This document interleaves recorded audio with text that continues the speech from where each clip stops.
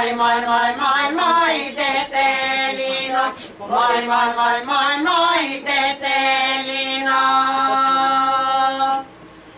Кой ти купи герданчето, кой ти купи герданчето, мой, мой, мой, мой, мой герданчето, мой, мой, мой, мой, мой герданчето.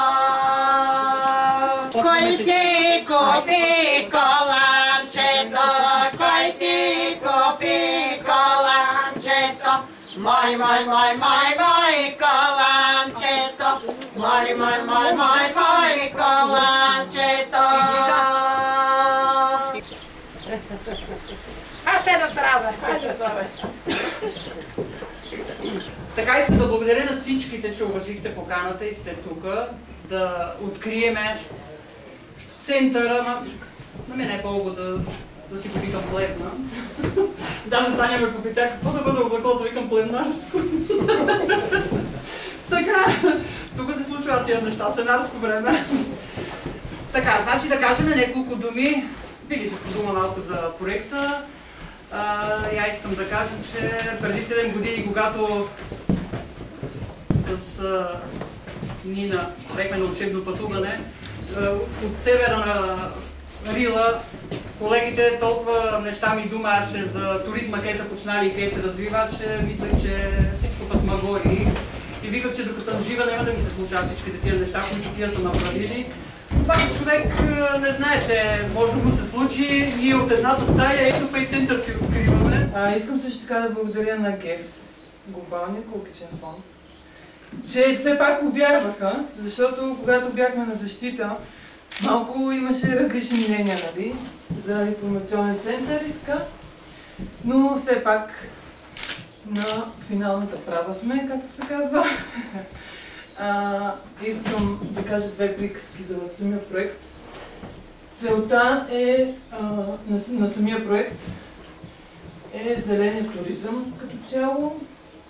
С този център тук ние искаме да покажем на хората и на децата, че трябва самата природа да се запази, самата флора и фауна, която имаме тук в Рила и въобще в България. Друго нещо, което искам да кажа, за енергийната ефективност също така сме включили в този проект. Всичко, което е енергийно ефективно в къщата, благодарение на вашия фонд и проекта, който ни отпуснахте. Аз надявам, че се справим добре. Това вие ще го кажете, не знам. Мисля, че това, което направихме до тук, е нещо, което е полезно, най-вече за младото поколение. Трябва да ги научим да опазват природата, да пазят зеленото и да се научат да живеят по-зелено. Само за децата и за възрастните да вземем да направим на училище, защото аз самата 7 години вече се уча. Нищо не съм знаела. От природа изобщо даже не съм гледала, че Пирин и Рила са толкова джиздави. Ма верно са убави, то са великолепни. И много ми е било интересно, като дойдат чужденците и рекал, за какво ви убави, аз се викам, ще е толкова убаво гледах това нещо. А след това и на мене ми се отвори очите след 40 и кусор години. Така че не требува да ги изпускаме и децата. Струва си да се бориме и на бабите да й вика, госпожо, може ли такова? Госпожо, може ли едно пуша? Бабите тя се превърнават госпожи, уникални госпожи. Та не само мислехме да говорим и на език. Да, и вика, ама ли не знаем Франция? Така че и бабите се учат. Абе, дешко, па и на ските, като не качия Франция.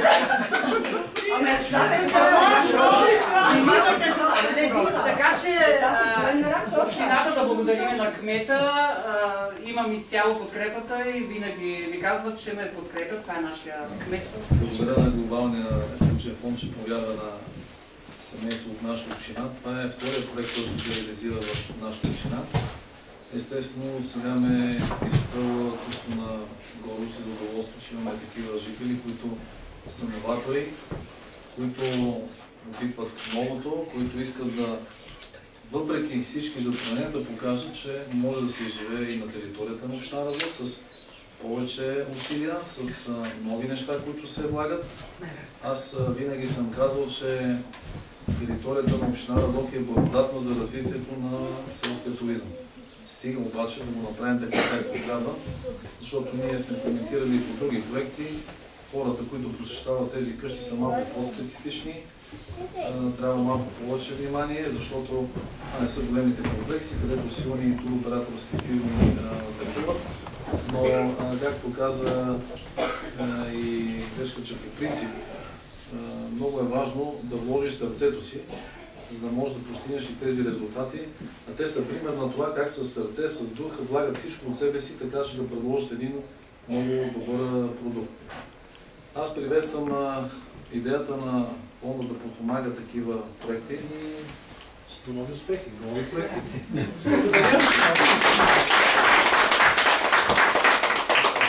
Едно сме сигурни, че винаги ще бъде изпълнен с хора, с деца, с гости, с туристи. Винаги ще работи по предназначение и след 100 години ще бъде на това място.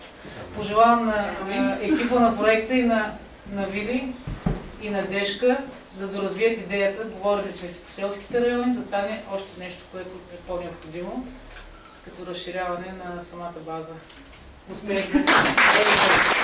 Програмата тръгва от вашия край. Проект номер 1, Нина Байкова, Добърско. И всъщност покрай този проект, там също се направи един център. Аз се запознах с Дешка. Така че за мен всичко тук е си една история от 2005 година. И тя продължава и се развива и аз много се радвам, че тук хората се обличат и се случват все повече и повече и по-хубави неща. Сега, честно казано, прави сте. На дискусията, когато трябваше да се одобрява вашия проект, аз викам, направихме един център в Добърско, що ще правим още един в съседното село? Обаче, госпожата, която преди малко говори, тя малко скромно говори, беше тогава член на нашия управителен съвет, каза, не може така. При Дешка трябва да има специален център, он е много хубав в Добърско, обаче при Дешка има специални неща, които трябва да се правят и да се показват. Без център не може. Аз лично бих казала, че големите благодарности за одобрението на проект трябва да бъдат към Мария Маринова. Надявам се, че наистина общината ще припознае и ще продължи да тласка това развитие на екотуризъм. Честно казано, вие сте една доста уникална ситуация тук. Именно този сблъсък между големия могъщ туризъм, който според нас малко поврежда околната среда, и възможността именно в тази прекрасна природа да развивате друг тип туризъм, пример за което са за мен Добърско и Драглище. Така че искрено се надявам да продължите да мислите и да подпомагате тези хора, защото Глобалният екологичен фонд е на изтегляне. Не разчитайте повече на нас. Каквото сме направили, това беше. Малки са шансовете да продължим, просто защото за Глобалния екологичен фонд ние сме европейска страна, която трябва да дава, а не вече да получава.